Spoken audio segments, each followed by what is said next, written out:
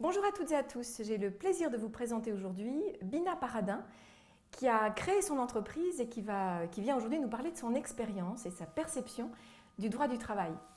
Bonjour Bina, Bonjour Anne. est-ce que tu peux nous parler de ton parcours et ce qui t'a amené à créer Bindi?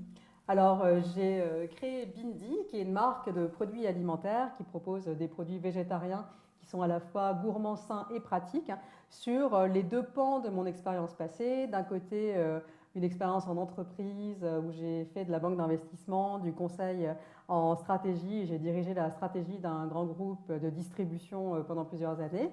Et de l'autre côté, ma passion depuis l'enfance, qui est l'univers alimentaire dans sa globalité et qui, suite à un pari à la volée à la fin d'un dîner, j'ai fait un livre de cuisine qui a plutôt bien marché et qui, de fil en aiguille, m'a convaincu de l'intérêt de lancer une marque de produits alimentaires sur le segment du végétarien, flexitarien, où les gens essaient de manger moins de viande, moins de poisson, mais ne savent pas toujours comment faire, et c'est à ce à quoi on répond. Alors ton entreprise aujourd'hui, donc Bindi, est-ce que tu peux nous en parler précisément? Combien de salariés, combien de CDI, de CDD, de cadres, de stagiaires, quels emplois? Alors aujourd'hui, chez Bindi, donc ça fait 4 ans qu'on commercialise nos produits. On est 16 personnes. On a 12 CDI. Et puis après, on a des stagiaires et des alternants. Et dans les CDI, nous, on est fabricants de nos produits. Donc il y a une équipe d'opérateurs de production qui fabriquent l'ensemble de nos produits. Ils sont 3. Et ensuite, il y a une équipe de pilotage de la production, une équipe de commercialisation, une équipe marketing, une équipe financière, où là, tout le monde est cadre. Donc j'ai essentiellement des cadres dans mon équipe.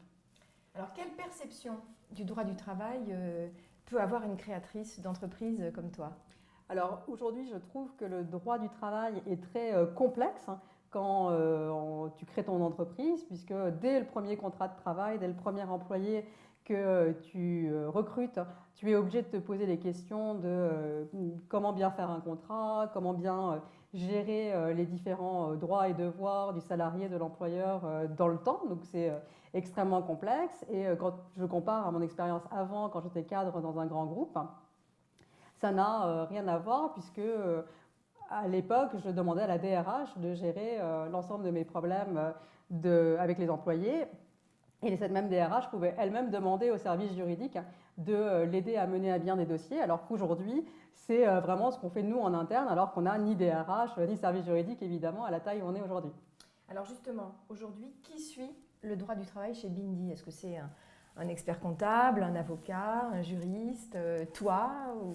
Alors évidemment, moi j'y passe une partie de mon temps. Ensuite, le directeur financier suit toute la partie, on va dire, quotidienne, la gestion des fiches de salaire, de tout ce qui est congés, RTT, etc. Donc ça, c'est vraiment le directeur financier. Et ensuite, sur les problématiques particulières, que ce soit des contentieux ou la mise en place de nouvelles lois, etc., sur lesquelles on ne sait pas toujours comment faire, on fait appel à un avocat. D'accord. Est-ce que c'est un droit, est-ce que le droit du travail est selon toi un droit qui contraint l'entreprise ou au contraire qui la fait avancer? Un peu des deux, parce que je trouve qu'évidemment le droit du travail est indispensable. Il est indispensable de régir les relations entre les employés et les employeurs de la façon la plus juste possible. Donc ça me paraît tout à fait logique qu'on ait cette loi, mais aujourd'hui elle est très complexe et très touffue pour une petite entreprise qui n'a pas forcément des personnes dédiées pour s'en occuper. Quelle est ta perception des ordonnances Macron du mois de septembre 2017? Alors pour moi, j'en ai évidemment une bonne perception puisque ça va dans le sens de la simplification pour l'application de la loi du travail au quotidien. Et donc je trouve que c'est plutôt une bonne avancée.